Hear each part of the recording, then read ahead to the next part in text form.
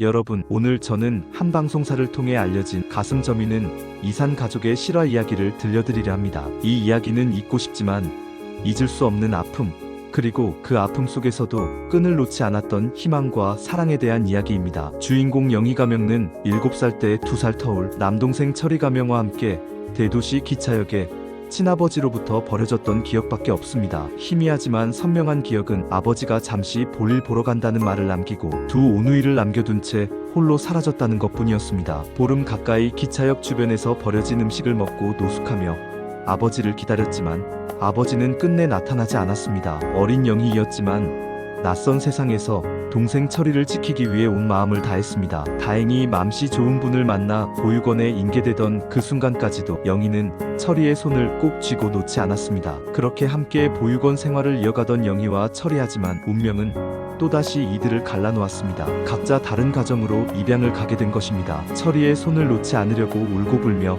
난리쳤지만 서로 자주 만나게 해주겠다는 약속에 어린 영희님은 결국 사랑하는 동생의 손을 놓을 수밖에 없었습니다. 입양 가정에서의 영희님은 그다지 행복하지 못했습니다. 입양 부모님에게는 친자녀들이 있었고 영희님은 친자식이 아니라는 이유로 늘 눈칫밥을 먹어야 했습니다.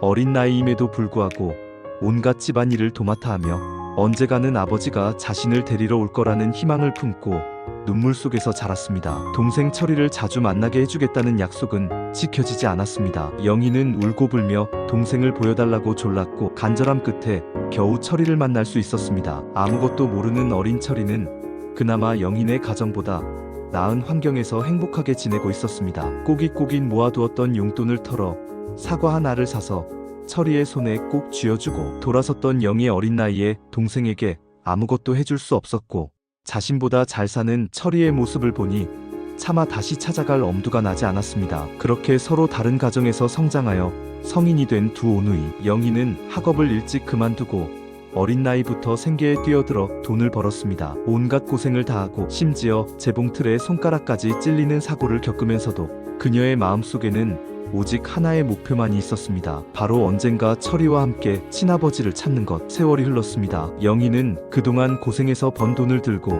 어릴 적 기억했던 주소를 찾아갔습니다. 그곳에서 성인이 되어 어엿한 한 가정의 가장으로 자란 철이를 다시 만나게 되었습니다. 어린 시절 헤어졌기에 철이는 누나 영희를 기억하지 못했습니다. 누나를 기억하지 못하는 동생에게 영희는 그동안 모아두었던 돈을 털어 자동차를 선물했습니다. 그리고 어렵게 어린 시절 아버지와 헤어지게 된 사연과 각자 입양되었던 이야기를 들려주며 함께 아버지를 찾아 나서자고 제안했습니다. 그러나 동생 철이의 생각은 달랐습니다. 힘들게 자란 영희와 달리 입양 가정에서 행복하게 자란 철이는 자신들을 버린 아버지에 대한 화가 가득했습니다. 굳이 아버지를 찾으려는 누나를 이해할 수 없었던 철이님은 그냥 우리끼리만 행복하면 되지 않겠느냐, 아버지를 찾지 말자며 누나를 설득했습니다. 하지만 외롭게 자란 영희님은 달랐습니다. 친아버지를 찾아서 딱 한마디만 물어보고 싶었습니다. 왜 우리를 버리셨나요?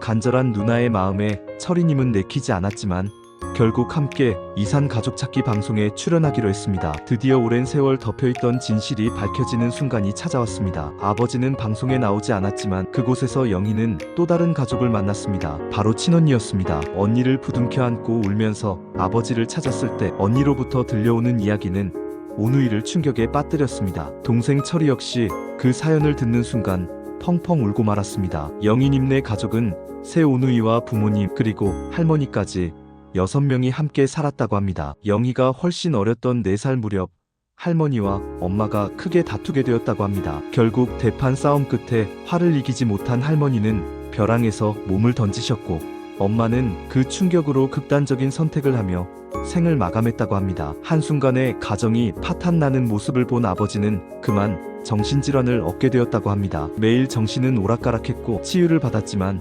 좀처럼 나아지지 않았습니다. 그러던 어느 날 아버님은 갑자기 영희님과 철이님을 자전거에 태우고 외가집으로 간다며 나섰습니다. 그것이 비극의 시작이었습니다. 며칠 후 아버님은 맘씨 좋은 사람의 도움으로 집까지 돌아왔지만 얼굴은 퉁퉁 부어 있었고 온몸은 상처투성이었다고 합니다. 정신질환 때문에 언어 소통이 어려워 아이들을 어디서 어떻게 잃어버렸는지, 상처는 왜 생겼는지도 설명할 수 없었습니다. 마을에 가까운 친척들을 총동원하여 외가집을 포함해 주변을 찾아다녔지만 끝내 두 오누이를 찾지 못했습니다. 자식들을 잃어버린 아버님의 정신 상태는 더욱 심해졌고 연세가 들며 뇌경색으로 인해 제대로 걸을 수 없을 정도로 몸까지 망가지셨다고 합니다. 명절이나 마을 잔치 때마다 온전한 정신이 아니었음에도 잃어버린 자식들을 위해 따로 수저를 챙겨놓고 계란을 삶아주며 아이들의 이름을 부르며 그리워하셨다고 합니다. 그리고 마침내 영희는 언니 철이와 함께 고향을 찾아